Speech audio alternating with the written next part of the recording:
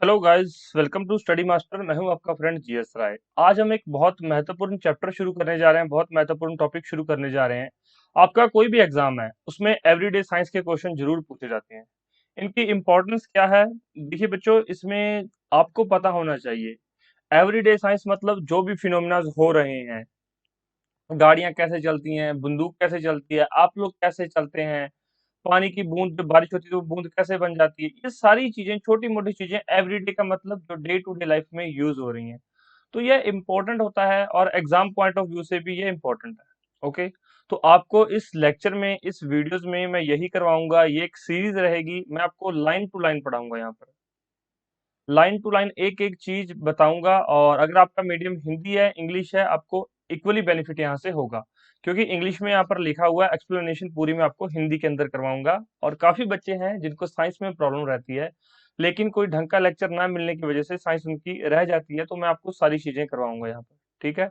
इसके बाद आपको करना क्या है, कोई भी बुक हो आपके पास, कोई भी बुक आप पढ़ रहे हो, कोई नोट्स है, कुछ भी है आपके पास, वहां से जाके आपको जो है रिवाइज करनी है चीज। जब तक आप रिवीजन नहीं करेंगे तब तक आपको चीजें याद नहीं रहेंगी। तो रिवीजन आपने खुद से करनी है। स्टडी मास्टर भी आपको बुक्स प्रोवाइड करवा रहा है, हिंदी मीडियम के अंदर भी बुक है और इंग्लिश मीडियम में भी बुक प्रोवाइड करवाई गई है, ई बुक। तो अगर आप लोग बुक डाउनलोड करना चाहते हैं, डिस्क्रिप्शन बॉक्स में लिंक दिया गया होगा, वहां से जाके आप लोग जो है हिंदी या इंग्लिश जो भी आपका मीडियम है, बुक डाउनलोड कर लीजिए और चीजों को फिर रिवाइज कर लीजिए। अब हमारा सेक्शन ए जो है फिजिक्स है। सबसे पहले हम लोग जो है फिजिक्स को स्टार्ट करेंगे, और फिर उसके बाद केमिस्ट्री, फिर बायोलॉजी और फिर बायोटेक्नोलॉजी, ये सारी चीजें करेंगे। फिजिक्स के अंदर सबसे पहली चीज होती है फिजिकल क्वांटिटी। अब होता क्या है फिजिकल क्वांटिटी, देख लेते हैं। It is the physical property of a body, substance और a phenomena that can be quantified by measurement. मतलब कोई भी एक फिजिकल क्वांटिटी होती है एक बॉडी के अंदर। मान लो ये एक बॉडी है, इसके अंदर कुछ ये क्वांटिटी है जिसको हम क्या कर सकें, मेजर कर सके, मतलब इसकी क्वांटिटी को बता सके, उसको क्या बोलते हैं, फिजिकल क्वांटिटी। आगे देखते हैं इसकी मेजरमेंट कैसे होती है। Measurement of a physical quantity, तो मेजरमेंट कैसे होती है। अब हमने ये देख लिया कि कोई एक बॉडी है, कोई एक सब्सटेंस है, तो उसके अंदर क्या चीज है, कितनी है, उसको मेजरमेंट को क्या बोलते हैं, फिजिकल क्वांटिटी। अब इसके मेजरमेंट होती कैसे है, देख लीजिए। It is done by assigning a value to physical quantity by comparing it with a standard value। मतलब तभी आपको पता लगता है कि इसकी कोई 1 किलोग्राम है, कोई चीज आपने कभी वेट किया होगा या करवाया होगा। जो आपने कभी सब्जी खरीदी होगी, जो सब्जी को वेट करते हैं, तोल के देते हैं सब्जी को, एक साइड 1 किलोग्राम का वो वहां पर वो रखते हैं बट्टा, और दूसरी साइड जो है वो सब्जी डाल देते हैं। तो मतलब कंपेयर करके ही मेजर किया जा सकता है। It is done by assigning a value to a physical quantity by comparing it with a standard value या फिर calibrated value of the physical quantity which is called unit. अब यूनिट क्या होता है? अब आपके माइंड में आ रहा हो कि सर यूनिट क्या होता है। तो देखिए, कोई भी कैलिब्रेटेड वैल्यू होती है, जैसे कि 1 किलोग्राम, तो यह एक यूनिट है वेट मेजर करने का। टू नो द वैल्यू और magnitude of a physical quantity we generally measure it in different system of units. अब क्या होता है, अब हमें वैल्यू पता करनी है या फिर मैग्नीट्यूड पता करना है किसी भी चीज का, किसी भी फिजिकल क्वांटिटी का, तो हम उसको डिफरेंट सिस्टम में units, different system of unit से मेजर करते हैं। एग्जाम में क्वेश्चन कहाँ से बनता है, फिजिकल क्वांटिटी होती क्या है, ऑप्शन दिए होते हैं चार आपको। व्हाट इज फिजिकल क्वांटिटी, तो ये एक फिजिकल प्रॉपर्टी होती है जिसको हम मेजर कर सकते हैं। याद रहेगा आपको, ये आप क्वेश्चन कर पाएंगे। अब इसमें हम जो फिजिकल क्वांटिटी को मेजर करते हैं, डिफरेंट सिस्टम होते हैं यूनिट्स के, तो डिफरेंट सिस्टम कौन से होते हैं और क्वेश्चन यहाँ से कैसे बनता है, आगे हम देखते हैं।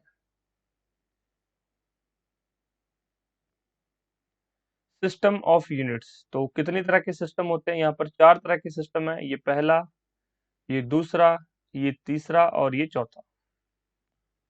Physical quantity are measured in 4 system of units. तो यूनिट्स के कितने सिस्टम होते हैं, चार। चार तरह से हम मेजर कर सकते हैं किसी चीज को। कौन कौन से सिस्टम होते हैं देख लीजिए। पहला है सीजीएस। कई बार इसकी डायरेक्ट फुल फॉर्म पूछ लेता है, व्हाट इज सीजीएस, या फिर सीजीएस स्टैंड फॉर। सी का मतलब है सेंटीमीटर, जी का मतलब है ग्राम, और एस का मतलब है सेकंड। सीजीएस मतलब हर एक चीज को आप लोग सेंटीमीटर, ग्राम और सेकंड में मेजर करेंगे। In this system of unit, length, mass and time are measured in centimetre. Length को किस में मेजर करेंगे? सेंटीमीटर। मास को किस में मेजर करेंगे? ग्राम में। और टाइम को सेकंड में respectively. CGS system is also called metric और फ्रेंच सिस्टम। दूसरा क्वेश्चन क्या बनता है यहाँ पर? The another name of metric system of units is. तो मैट्रिक सिस्टम किसका नाम है? सीजीएस का या फिर फ्रेंच सिस्टम। तो ये भी पूछा जा सकता है या फिर पूछा गया होगा कभी ना कभी एग्जाम्स में। प्रीवियस ईयर क्वेश्चन देख लीजिए, कोई भी बुक्स आती हैं जिसमें हजारों क्वेश्चंस रहते हैं, तो उसमें ये क्वेश्चंस इस तरह के आपको मिल जाएंगे। और अगर आपको क्वेश्चन बैंक चाहिए कि सर हमें क्वेश्चन बैंक चाहिए, क्वेश्चन बैंक डाउनलोड करना है, तो क्वेश्चन बैंक डिस्क्रिप्शन बॉक्स में मैं लिंक प्रोवाइड करवा दूंगा, वहां से जाके आप लोग जो है क्वेश्चन बैंक डाउनलोड कर सकते हैं। हिंदी में अलग से प्रोवाइड करवाएंगे और इंग्लिश में अलग से प्रोवाइड करवाएंगे। डिस्क्रिप्शन बॉक्स में लिंक मिल जाएगा क्वेश्चन बैंक का, वहां से जाके वो डाउनलोड कर लीजिएगा क्वेश्चन, क्योंकि जितने ज्यादा क्वेश्चन की आप प्रैक्टिस करेंगे उतना ही आपके लिए बेहतर है। तो दो चीजें बहुत जरूरी हैं सक्सेस के लिए, पहली रिवीजन, दूसरी प्रैक्टिस। दूसरा सिस्टम क्या है इसमें? एफपीएस। एफ का मतलब क्या है? फुट। अब लेंथ को किस में मेजर करेंगे? फुट में। पी का मतलब है पाउंड। वेट को किस में मेजर करेंगे? पाउंड में। और एस का मतलब है सेकंड। टाइम इसमें भी सेकंड के अंदर रहेगा। Foot, pound, second. तो यही इसमें लिखा हुआ है कि आप लेंथ को फुट में मेजर करेंगे, वेट को, मास को पाउंड में मेजर करेंगे, और टाइम को सेकंड में मेजर करेंगे। FPS system is also called British system of units. अब देखिए, सीजीएस जो है फ्रेंच सिस्टम है और एफपीएस जो है ब्रिटिश सिस्टम है। तीसरा है MKS, metre, kilogram, second. In this system of unit, length, mass and time are measured in the metre, kilogram and second. अब देखिए, एक MKS सिस्टम होता है। M का मतलब मीटर, लेंथ को किस में मेजर करेंगे? मीटर में।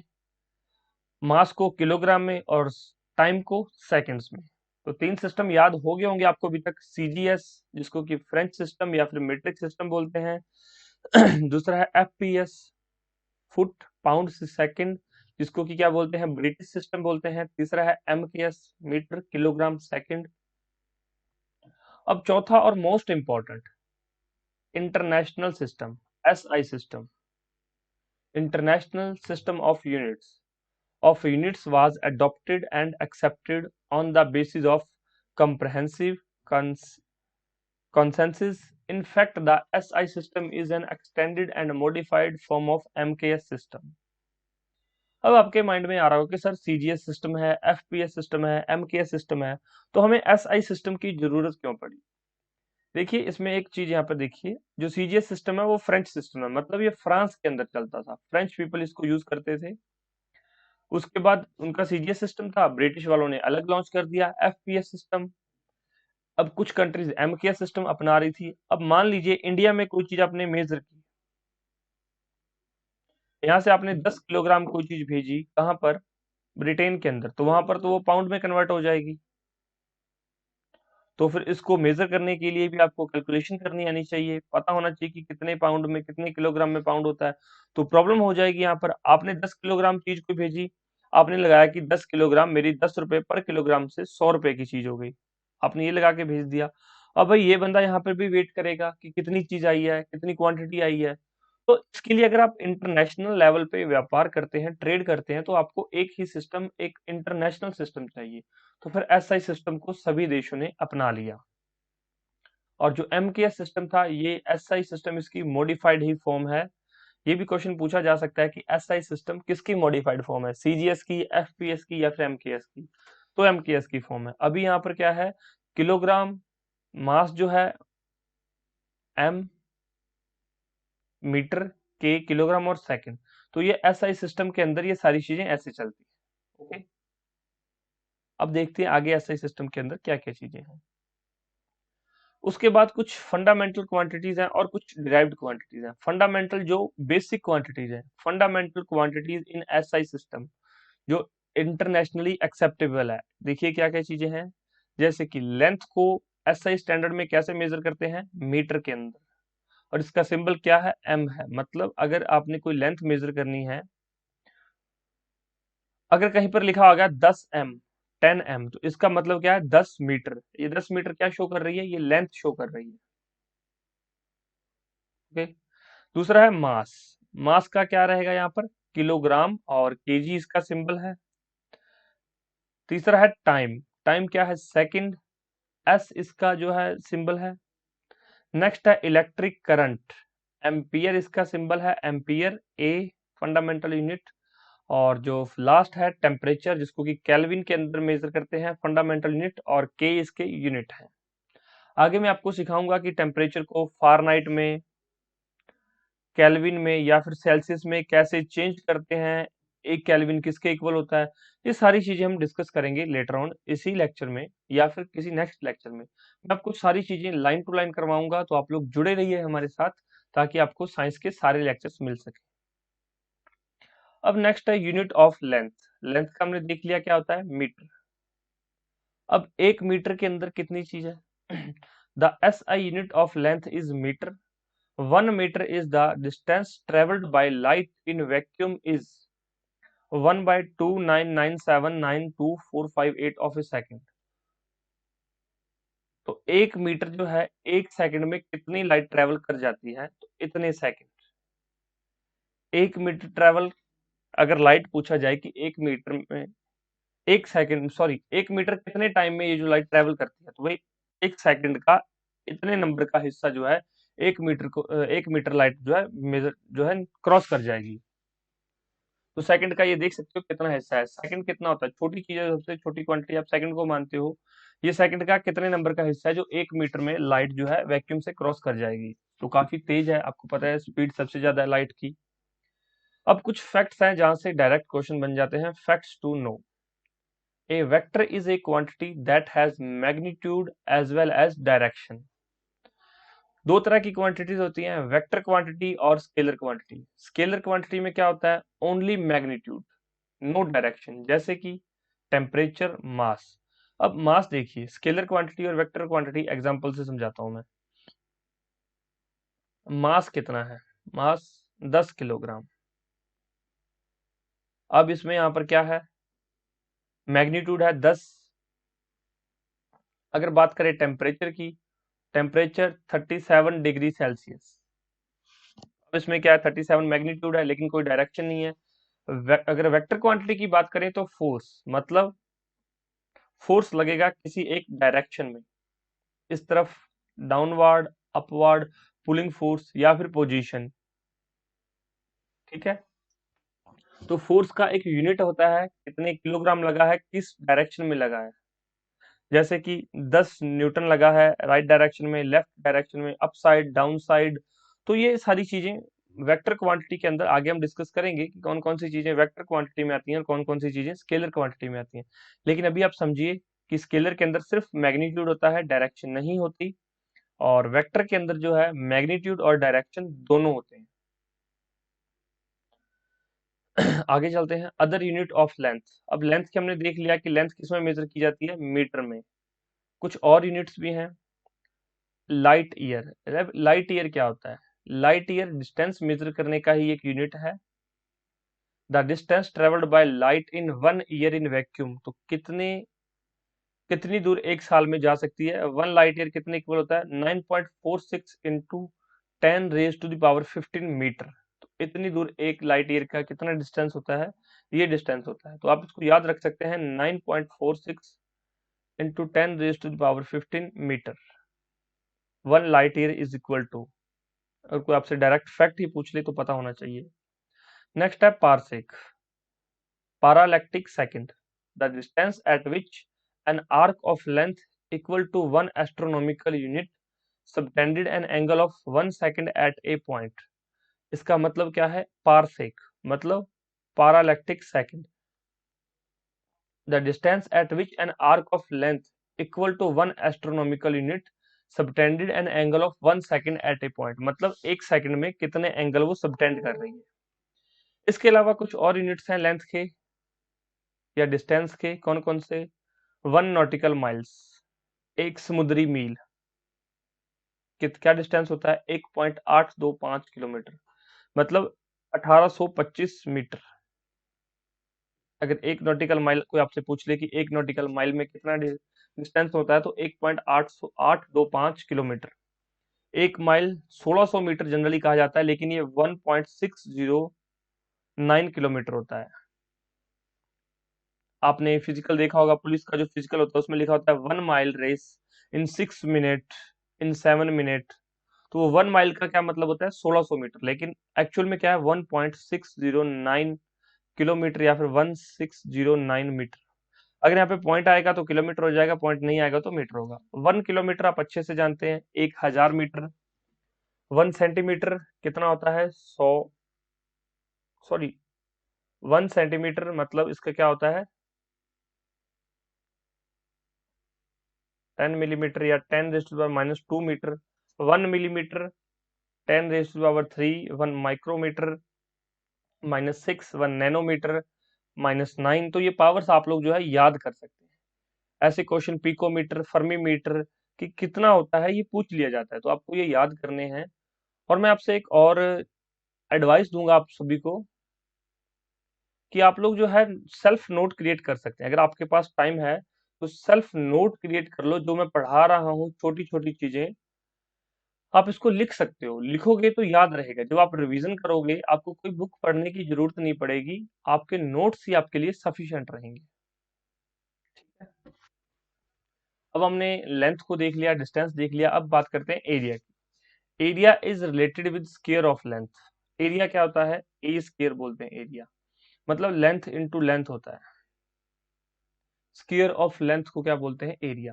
सम यूनिट्स ऑफ एरिया आर, मान लो अभी एक कोई एक खेत है, तो इसकी कुछ लेंथ है, इसको ब्रेड्थ बोलते हैं, लेकिन है तो ये भी एक लेंथ। तो दोनों को जब मल्टीप्लाई करेंगे तो इसका एरिया आ जाएगा। मतलब यहाँ पे अगर हम 8 मान ले और ये 4, सॉरी इसको 4 मान ले और इसको 8 मान ले, तो इसका एरिया क्या है? 32 मीटर स्क्वायर। अगर ये दोनों मीटर मीटर में है तो एरिया निकल गया। अब कुछ एग्जाम्स हैं, जैसे कि पटवारी का एग्जाम, ग्राम सचिव का एग्जाम, तो उसमें क्या पूछते हैं? 1 एकड़ इज इक्वल टू, 1 एकड़ कितना होता है? 4047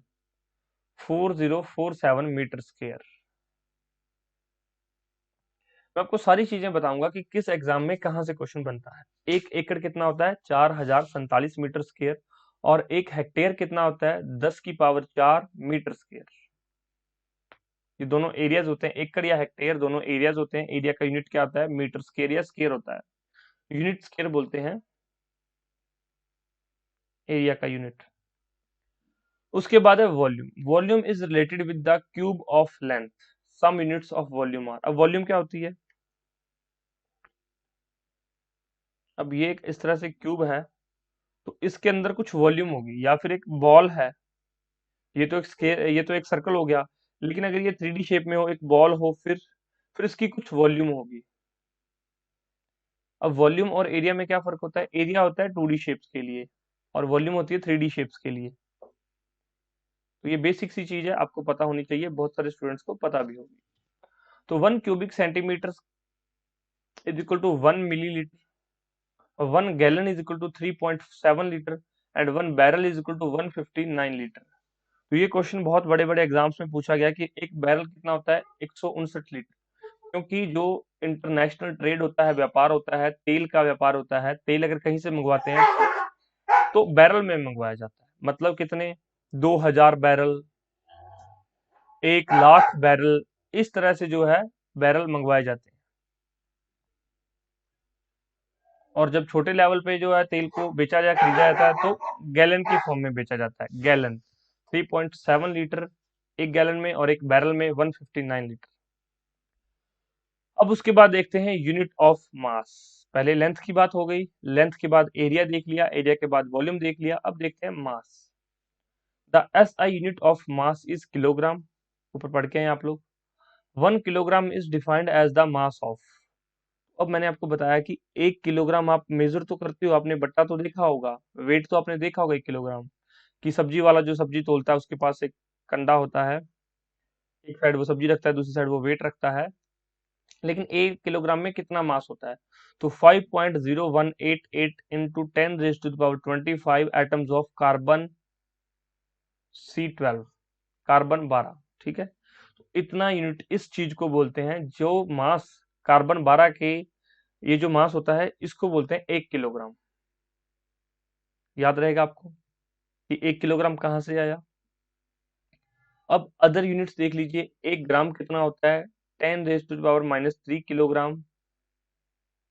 एक ऑन्स कितना होता है? 28.35 ग्राम। एक मिलीग्राम कितना होता है? 10 की पावर -6 किलोग्राम। एक atomic mass unit AMU, atomic mass unit 1.66 into 10 raised to the power -27 kilogram. 1 quintal is equal to 100 kilogram and 1 ton और metric ton is equal to 1000 kilogram. ये मीट्रिक टन कहाँ पर चलता है? बड़े बड़े व्यापार के अंदर मीट्रिक टन या टन चलता है, और छोटे व्यापार में क्विंटल चलता है, और एटॉमिक मास यूनिट मिलीग्राम, ये छोटी चीजें। एंड ये एक और नई चीज है, one Chandrasekhar limit, 1 CSL, 1.4 times of mass of sun. ये पूछा गया था एक एग्जाम में, CSL। तो स्टूडेंट्स आके पूछते कि सर ये CSL क्या है? चंद्रशेखर लिमिट, इसकी वैल्यू पूछी गई थी 2.8 into 10 raised to the power 30 kilogram. सीधी सी वैल्यू है, अगर आपने पढ़ी हुई है तो आपको याद है, अगर आपने कहीं नहीं पढ़ी तो फिर आप वहां पे क्या करोगे टिक? वहां पे तो सारे ऑप्शन इसी तरह के दे रखे होंगे। तो ये एक लेटेस्ट चीज है, Chandrasekhar limit 1.4 times the mass of sun, 2.8 into 10 raised to the power 30 kilogram. Next है यूनिट ऑफ टाइम। अब मास देख लिया, एरिया देख लिया, अब टाइम। धीरे धीरे मैं आपको सारी चीजें करवाता जाऊंगा और अच्छे से सारी चीजें कवर होती जाएंगी, बस आपको लेक्चर देखना है, खुद के नोट्स बनाने हैं और चीजें रिवाइज करनी है। यूनिट ऑफ टाइम क्या होते हैं? सेकंड्स। एक सेकंड क्या होता है? एक सेकंड का मतलब 1/86400 part of A solar day. एक सोलर डे का इतना हिस्सा एक सेकंड होता है। जिस तरह से हमने एरिया देखा था, मास देखा था, उसी तरह से एक सोलर डे का ये हिस्सा जो है सेकंड होता है।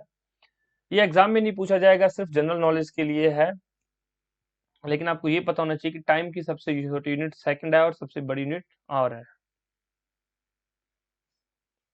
The other units of time, picosecond, nanosecond, microsecond. ये पढ़ लो कि पिको क्या होता है? 10 raised to the power -12, nano 10 raised to the power -9, micro 10 raised to the power -6। एक आवर कितने इक्वल होता है? 60 मिनट या 3600 सेकंड। एक डे 24 घंटे का होता है, 1440 मिनट और 86,400 सेकंड। एक सोलर मंथ 30 या 31 दिन का होता है, लूनर मंथ 29.5 डेज या 4 वीक्स का होता है। एक ईयर 13 लूनर मंथ्स का होता है, 13 lunar months. 1 day is equal to 12 solar month. और एक लीप ईयर 366 दिन। अब आपने ये भी सोचा होगा कि 366 दिन लीप ईयर, हर 4 साल, हर 3 साल बाद जो है एक लीप ईयर आ जाता है, चौथा साल लीप ईयर होता है। ये जो 0.25 होता है, 3 बार 0.25 होता है, यहाँ पर आकर ये पूरा हो जाता है, एक दिन बन जाता है, मतलब 365.25, फिर 365.25, फिर 365.25। तो ये नॉर्मल ईयर था, ऑर्डिनरी ईयर, ये भी ऑर्डिनरी ईयर, ये भी ऑर्डिनरी ईयर, और यहाँ पर 365, और ये जो 0.25 जुड़ के यहाँ पर 0.25 क्या हो जाएगा? 366। तो ये हो जाएगा एक लीप ईयर। तो हर 3 साल बाद एक लीप ईयर आता है, तो यही कारण है यहाँ पर लीप ईयर आने का।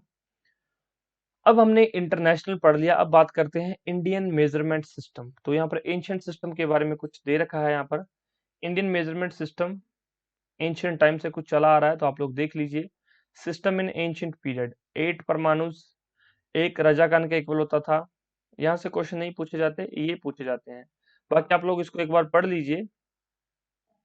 8 लिक्षास एक युग मध्य का इक्वल होता है, और एक अंगुलस एक धनुर्मिष्टि के इक्वल होता है। 8 अंगुलस एक धनुर्मिष्टि के इक्वल होता है। यहाँ से क्वेश्चन पूछे जाते हैं, ये आप लोग याद रखना एंशियंट टाइम से, इसको पढ़ लो, इसको याद रखो, और यहाँ से एंशियंट से क्वेश्चन नहीं पूछा जाता। सिस्टम इन मेडिवल पीरियड, गज यूज होता था। गज was divided into 24 equal parts and each part was called as तसुज। गज में कितने पार्ट होते हैं? 24, और ईच पार्ट का क्या नाम है? तसुज। ये कुछ हिस्ट्री से रिलेटेड पर्सपेक्टिव था, डाल रखा है यहाँ पर। अब नेक्स्ट देखिए, motion, force and laws of motion. सबसे पहले तो मैं इन तीनों का आपको मतलब बता देता हूं, फिर हम आगे पढ़ेंगे लाइन टू लाइन। मोशन क्या होता है? जब कोई भी चीज with respect to time travel कर रही हो, कोई चीज चल रही हो, उसको बोलते हैं मोशन, गति। फोर्स, फोर्स होता है, अब फोर्स को आप क्या समझते हैं? कोई भी एक फोर्स, जोर, ताकत, बल, जो किसी दूसरी चीज को हिला सके, आगे भेज सके, धक्का दे सके। और फिर मोशन के लाज, की मोशन कैसे काम करता है, उससे रिलेटेड कुछ लाज है यहाँ पर, सिद्धांत दिए गए हैं। तो देखिए, सबसे पहले मोशन की डेफिनेशन देख लेते हैं। द चेंज ऑफ पोजीशन और the movement of any object from one position to another position with respect to the observer is called motion. It can be described in term of distance moved or displacement. अब देखिए, यहाँ पर एक ball थी, football है, आपने इसको kick किया, ये फुटबॉल आगे चली गई, यहाँ पर पहुंच गई फुटबॉल, मतलब यहाँ से यहाँ।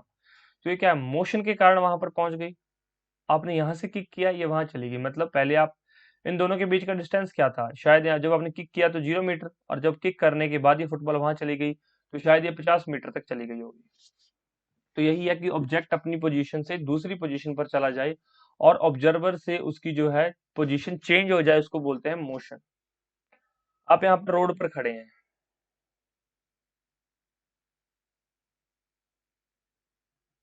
आप यहाँ पर रोड पर खड़े हैं, कार आई, यहां से एक कार आई,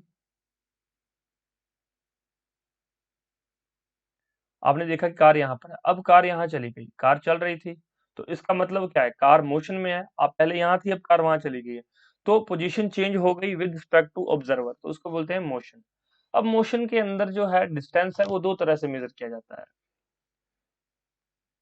यहाँ से मैंने आपको बताया कि आपने फुटबॉल को किक किया, यहाँ पर एक बार दोबारा से बना देते हैं।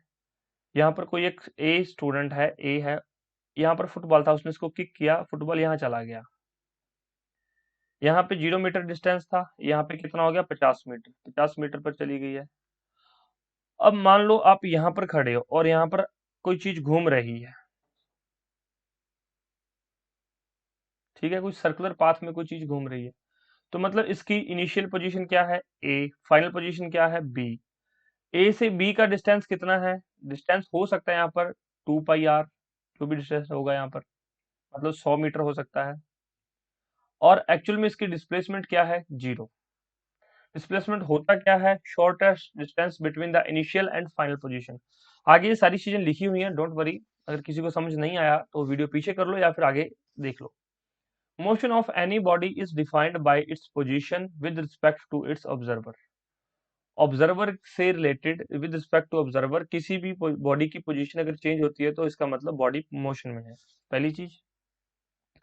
दूसरा है distance. Distance is the actual path travelled by the object from initial point two the final point. मतलब ए से बी तक जितना डिस्टेंस ट्रेवल किया गया है उसको क्या बोलते हैं? डिस्टेंस। इनिशियल और फाइनल पॉइंट के बीच में जो भी ट्रेवल किया गया उसको बोलते हैं distance. And it is a scalar quantity, मतलब इसमें सिर्फ डिस्टेंस क्या होता है? इसमें सिर्फ मैग्नीट्यूड होता है, मतलब 10 मीटर, 50 मीटर, 100 मीटर, तो सिर्फ मैग्नीट्यूड है, वो होता है डिस्टेंस। दूसरा मैंने क्या बताया? Displacement. Displacement is the shortest straight line between initial and final position. It is if the initial and final position are the same, the displacement is zero. जैसे मैंने ये बताया कि A और B सेम है तो डिस्प्लेसमेंट क्या रहेगी? 0। और डिस्प्लेसमेंट होता क्या? मान लो आप यहाँ से चले, आप यहाँ से ट्रेवल करते करते चले गए, आप यहाँ से घूम फिर के कहाँ पर आ गए? यहाँ पर आ गए। ये आपकी ए पोजीशन थी, ये आपकी बी पोजीशन थी, तो आपने डिस्टेंस यहाँ पर मेजर कर लिया 100 किलोमीटर, आपने 100 किलोमीटर ट्रेवल करके आप ए से बी में पहुंच गए।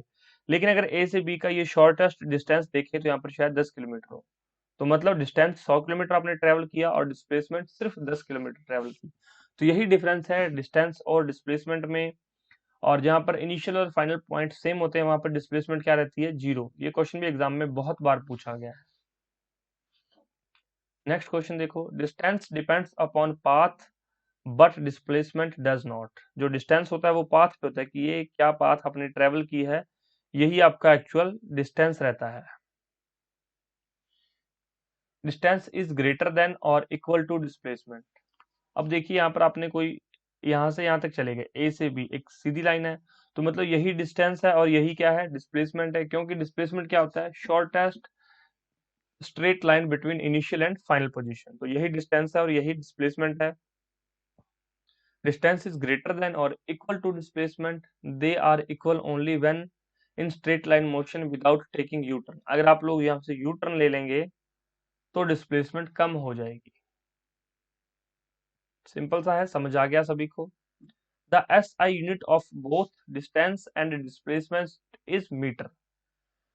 SI यूनिट जो है, इंटरनेशनल स्टैंडर्ड्स यूनिट क्या है, इनके डिस्टेंस के और डिस्प्लेसमेंट के दोनों के मीटर है। सिंपल है, याद रहेगा। उसके बाद हमने मोशन देख लिया, मोशन क्या होता है, डिस्टेंस देख लिया, डिस्प्लेसमेंट देख लिया। अब इनसे आगे चल के क्या है, uniform and non uniform motion. दो तरह के मोशन होते हैं, यूनिफॉर्म और non uniform. Uniform, non uniform motion. Uniform motion is the motion in which equal distance is covered in equal time interval. एक एग्जांपल से समझा देता हूं। यहाँ पर कोई एक कार चल रही है, यहाँ पर यहाँ पर 0 किलोमीटर है, यहाँ पर 1, यहाँ पर 2, यहाँ पर 3, यहाँ पर 4 और यहाँ पर 5, यहाँ पर 6। तो एक कार है, मान लीजिए वो यहाँ पर 2 मिनट में 1 किलोमीटर क्रॉस कर रही है। हर 2 मिनट में 1 किलोमीटर क्रॉस कर रही है। 1 किलोमीटर कितने मिनट में, 2 मिनट में। हर 1 किलोमीटर 2 मिनट में क्रॉस कर रही है या फिर कवर कर रही है, तो उसको क्या बोलते हैं, यूनिफॉर्म मोशन। मतलब equal distance covered in equal interval of time. Distance 1 kilometre है, टाइम 2 मिनट है। नॉन यूनिफॉर्म मोशन क्या होता है, is one in which unequal distance is covered in equal interval of time. मतलब टाइम के interval तो same है। ये देखिए यहाँ पर फिर से ले लेते हैं। यहाँ पर 1, 2, 3, 4, 5, 6, 0, 1, 2, 3, 4, 5, 6। अब पहले 2 मिनट में क्या किया इसने, 1.5 किलोमीटर कवर कर दिया। पहले 2 किलोमीटर में 1.5 किलोमीटर कवर किया 2 मिनट में। नेक्स्ट 2 मिनट में आधा किलोमीटर कवर किया। फिर अगले 2 मिनट में 1 किलोमीटर कवर किया। फिर आगे 2 मिनट में 1.5 किलोमीटर कवर किया। मतलब यहाँ पर इक्वल इंटरवल्स ऑफ टाइम है, लेकिन डिस्टेंस जो है अनइक्वल है, डिस्टेंस बढ़ता घटता रहता है, तो उसको बोलते हैं नॉन यूनिफॉर्म मोशन। एग्जाम्स में सीधी ही ये डेफिनेशन भी आ जाती है, एमसीक्यूज टाइप में डेफिनेशन ही पूछ लेता है, तो ये याद रखेंगे। 4 डेफिनेशन दिए होते हैं वहां पर, 4 नहीं 3 डेफिनेशन दिए होते हैं, एक में लिखा होता है नन ऑफ द अबव। तो फिर स्टूडेंट को लगता है कि नन ऑफ द अबव दे रखा है तो यही आंसर होगा, तो पढ़ के जाओगे सही लगेगा और आंसर भी पता चल जाएगा। आगे है स्पीड एंड वेलोसिटी। अब एक स्पीड होती है, एक चीज वेलोसिटी होती है, दोनों में डिफरेंस क्या होता है देख लेते हैं। Speed is the distance travelled bye an object per unit time. Speed क्या, फॉर्मूला क्या है, डिस्टेंस ट्रेवल्ड मतलब जैसे 50 किलोमीटर ट्रेवल किया, टाइम टेकन कितना टाइम लगा, 1 घंटा, 50 किलोमीटर पर आवर, ये इसकी स्पीड है। Speed is the distance travelled bye an object per unit time. मतलब यूनिट क्या है, कोई भी एक यूनिट हो सकता है, 1 घंटा हो सकता है, 1 मिनट हो सकता है, 1 सेकंड हो सकता है। तो distance travelled by time taken, तो speed is equal to distance upon time. ये छोटी क्लासेस में आप लोग पढ़ते थे, जो छोटे छोटे न्यूमेरिकल होते हैं फिजिक्स के, इसी से सॉल्व हो जाते हैं। कई बार एग्जाम्स में ऐसा क्वेश्चन आ जाता है, स्पीड दी होती है, डिस्टेंस दिया होता है, टाइम पूछ लेता है कि कितना टाइम लगेगा। जैसे कि स्पीड क्या दी थी इसने, कि 100 किलोमीटर पर आवर उसकी स्पीड है। डिस्टेंस कितना ट्रेवल किया, 10 किलोमीटर, तो कितना टाइम लगेगा। तो देखिए यहाँ पर इस फॉर्मूले में पुट कर दीजिए, S equal to D by T, T इधर चला जाएगा, तो डी बाई टी 100/100, तो कट जाएगा 1/10। ये किस में आवर्स में है, तो इसको काट दो 60, तो ये कट के आंसर आ जाएगा 6 मिनट। ठीक है। नेक्स्ट है average speed, the ratio of total distance travelled to the total time taken by the body to cover it is known as average speed. अब एक होता है स्पीड, दूसरी होती है एवरेज स्पीड। एवरेज स्पीड क्या होता है? Total distance travelled. मतलब यहाँ पर कहीं पर क्या था, 50 किलोमीटर स्पीड थी। अब आप कार चला रहे हो तो हमेशा 50 किलोमीटर की स्पीड पे नहीं चल सकती, कहीं पे ब्रेक अप्लाई करने पड़ते हैं। रोड साफ आ जाए तो 80 किलोमीटर पर आवर भी चल जाती है, और रोड साफ हो जाए, 4 लेन आ जाए तो 100 किलोमीटर पर आवर भी चल जाती है। बहुत अच्छा रोड है, कोई नहीं है, तो 120 किलोमीटर पर आवर भी चल जाती है। तो distance travel to the total time taken by body to cover it. अब यहाँ पर 50 किलोमीटर से चला रहे थे तो यहाँ पर कुछ टाइम लगा होगा, कुछ डिस्टेंस ट्रेवल किया होगा। 80 किलोमीटर से कुछ टाइम लगा होगा, कुछ डिस्टेंस ट्रेवल किया गया होगा। तो टोटल टाइम टेकन और total distance travel by the body to cover it known as average speed, तो उसको बोलते हैं एवरेज स्पीड। एवरेज स्पीड का फॉर्मूला क्या होता है? टोटल डिस्टेंस ट्रेवल्ड, चाहे आपने 10-10 किलोमीटर, 15 किलोमीटर, 20 किलोमीटर ट्रेवल किया है, टोटल टाइम टेकन, यहाँ पर जितना भी टाइम लगा है, मान लो 3 घंटे लगे हैं, तो ये उसकी स्पीड हो जाएगी।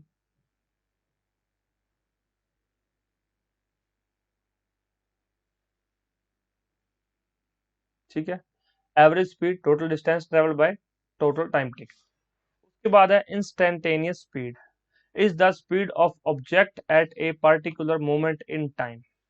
तो एक होती है इंस्टेंटेनियस स्पीड, कौन सी होती है? Speed of object at a particular moment of time. किसी एक पर्टिकुलर मोमेंट के लिए जो स्पीड होती है उसको बोलते हैं इंस्टेंटेनियस स्पीड। यहाँ से क्वेश्चन नहीं बनता, एवरेज स्पीड से बन जाता है, क्वेश्चन भी आ जाते हैं एवरेज स्पीड के क्वेश्चन आ जाते हैं। नेक्स्ट है velocity, is the displacement of the body per unit time. तो यहाँ पे आप देख लीजिए, स्पीड क्या होता है? डिस्टेंस अपॉन टाइम, और वेलोसिटी क्या होता है? Displacement upon time. ये दोनों में डिफरेंस।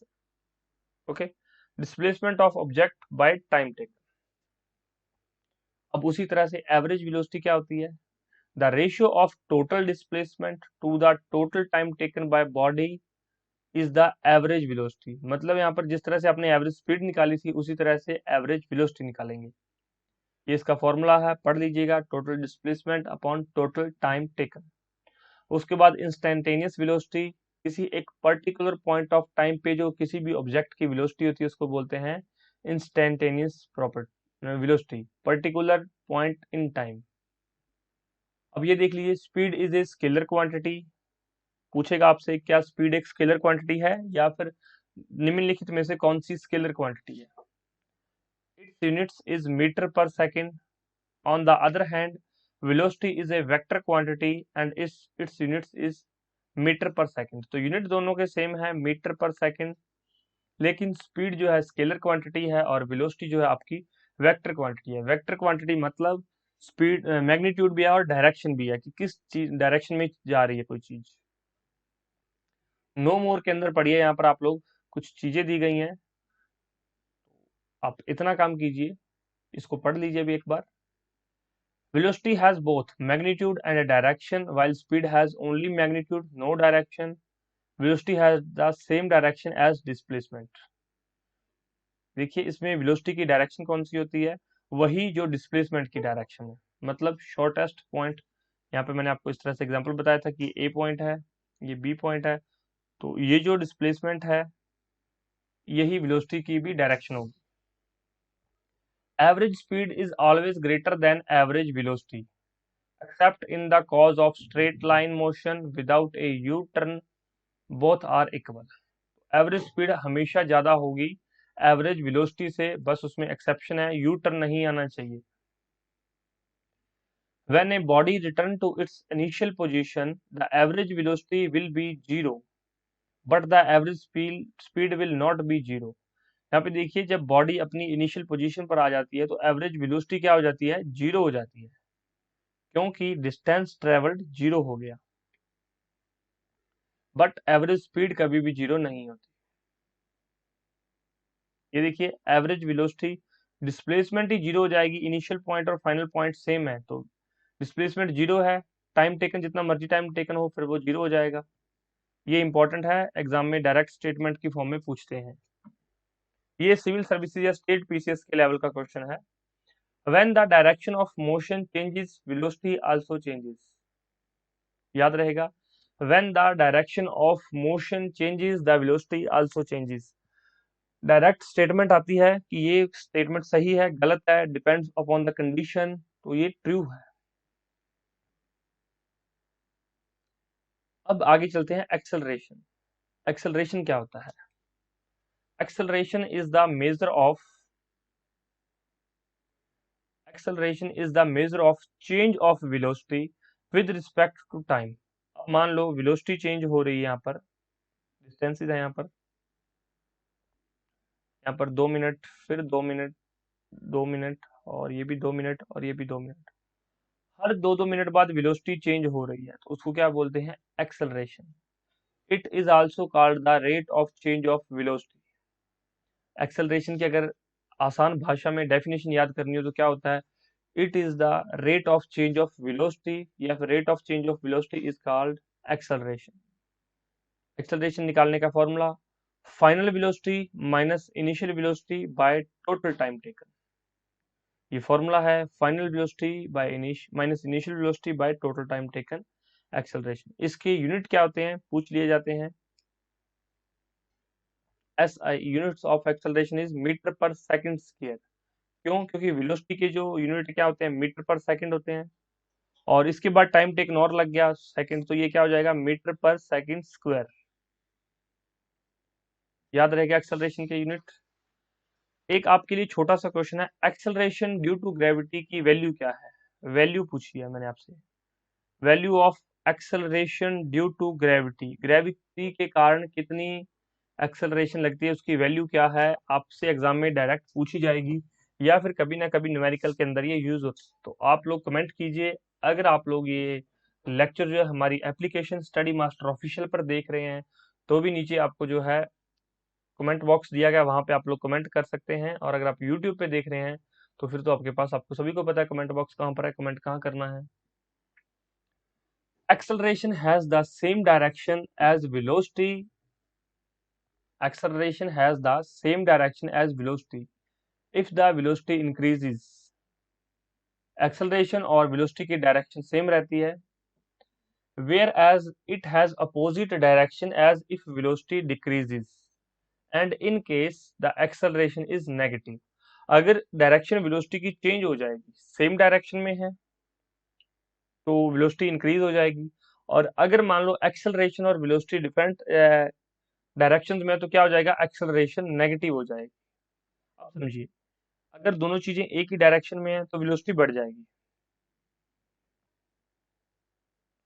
अगर वेलोसिटी और एक्सेलरेशन एक ही है तो पॉजिटिव रहेगी। अगर मान लीजिए एक एक डायरेक्शन में, दूसरी दूसरी डायरेक्शन में है, तो एक्सेलरेशन क्या हो जाएगी? नेगेटिव। यहाँ पे एक्सेलरेशन पॉजिटिव है, यहाँ पे एक्सेलरेशन नेगेटिव है, मतलब वेलोसिटी और एक्सेलरेशन की यहाँ पर डायरेक्शन चेंज हो गई, अपोजिट हो गई।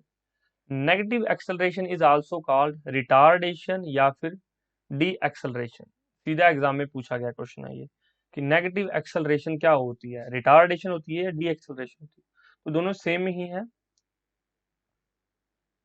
उसके बाद देखिए uniform and non uniform acceleration.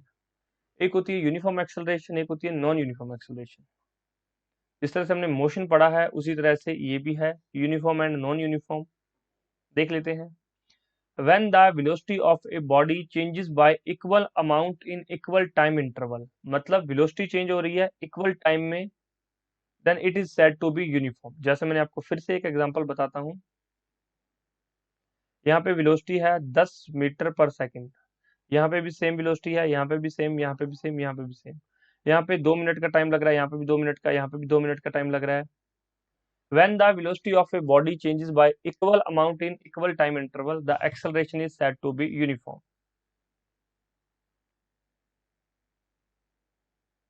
यहाँ पर एक तो यहाँ पर सेम हो सकती है, या फिर यहाँ पर 10 है तो यहाँ पर 20 हो गई, यहाँ पर 30 हो गई, यहाँ पर 40 हो गई, यहाँ पर 50 हो गई, मतलब इक्वली बढ़ रही है, तो दोनों ही यूनिफॉर्म एक्सेलरेशन का एग्जांपल है। दूसरा, when the velocity of a body changes by unequal amount in equal time interval, मतलब टाइम इंटरवल सेम है लेकिन अमाउंट बढ़ घट रही है, the acceleration is said to be non uniform.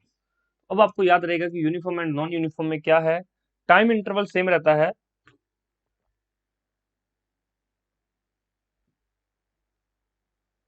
Time interval always same रहता है, और जो आपकी दूसरी चीजें हैं, अमाउंट है वो बढ़ता और घटता रहता है, चाहे वो वेलोसिटी का हो, चाहे वो एक्सेलरेशन का हो, चाहे वो डिस्टेंस का हो।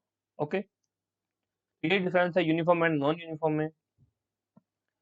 उसके बाद देखिए geographical representation of motion. Graphical representation of motion shows dependence of one physical quantity such as distance, velocity on another such as time। अब आपको पता है कि जो velocity है या फिर चाहे distance है, तो ये किस पे डिपेंड करते हैं? टाइम पे। अब कुछ टाइम लगाओगे तभी डिस्टेंस ट्रेवल करोगे, velocity भी तभी आएगी कुछ टाइम होगा तो। यहाँ पे डिस्टेंस टाइम ग्राफ है, यहाँ पर देखिए ये डिस्टेंस है और ये टाइम है। अगर मान लो सेम डिस्टेंस सेम टाइम में कवर हो रहा है तो uniform velocity. Straight line graph कब बनता है? सीधा क्वेश्चन पूछा जाता है, चलिए पढ़ लेते हैं एक बार। Distance time graph, the change in position on of an object with respect to time can be represented on distance time graph. This graph is used to calculate speed of a body. मतलब distance और time, speed क्या होता है? Distance upon time. पढ़ के आए हैं आप लोग ऊपर। तो डिस्टेंस टाइम ग्राफ किस लिए यूज होता है? स्पीड निकालने के लिए। कोई आपसे पूछ ले कि डिस्टेंस टाइम ग्राफ का यूज क्या है, तो आप लोग बताएंगे कि सर स्पीड फाइंड आउट करने के लिए। अगर आपसे पूछे वेलोसिटी, तो नहीं, वेलोसिटी स्पीड फाइंड आउट करने के लिए। स्ट्रेट लाइन ग्राफ का क्या मतलब है? The distance time graph for a body moving at a uniform speed is always a straight line. मतलब इसकी यूनिफॉर्म स्पीड है। ये देख लीजिए, ये स्ट्रेट लाइन है, यूनिफॉर्म वेलोसिटी या यूनिफॉर्म स्पीड है यहाँ पर।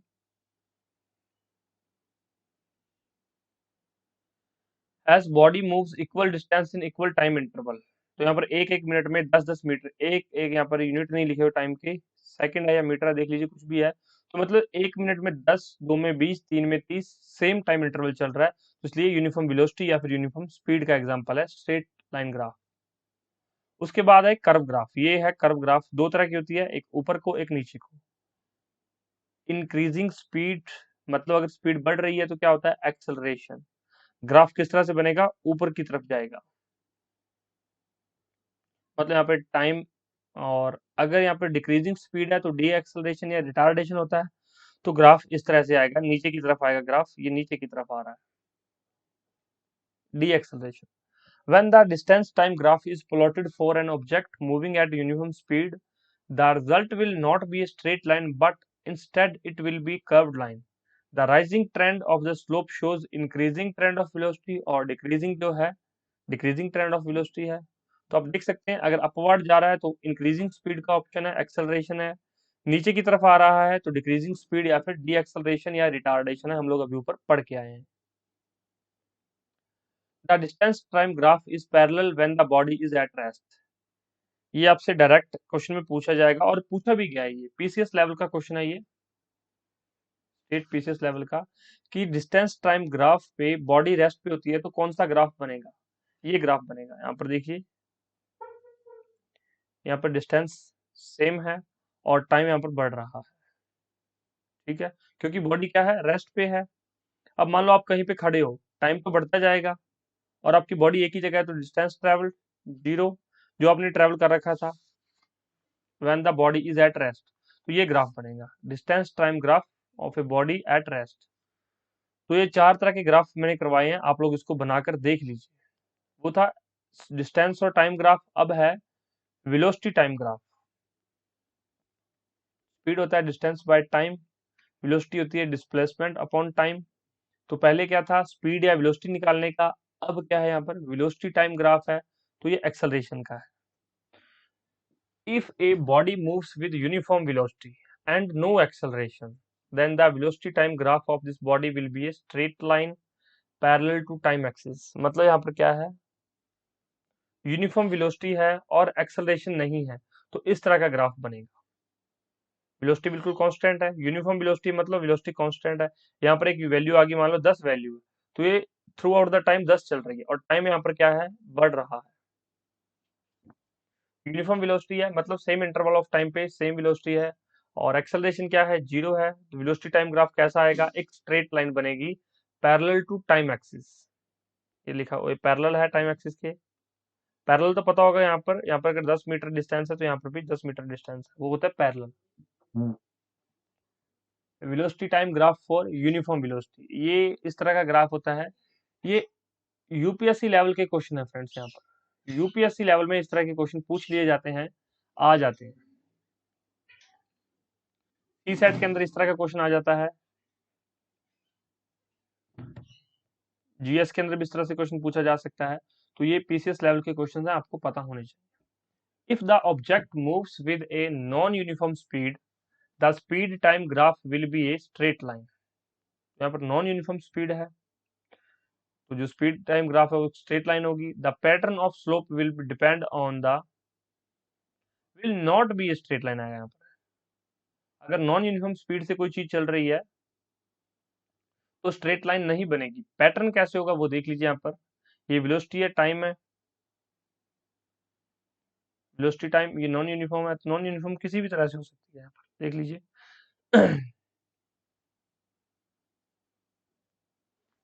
तो ये दो तरीके हैं, ये यूनिफॉर्म रिटार्डेशन है,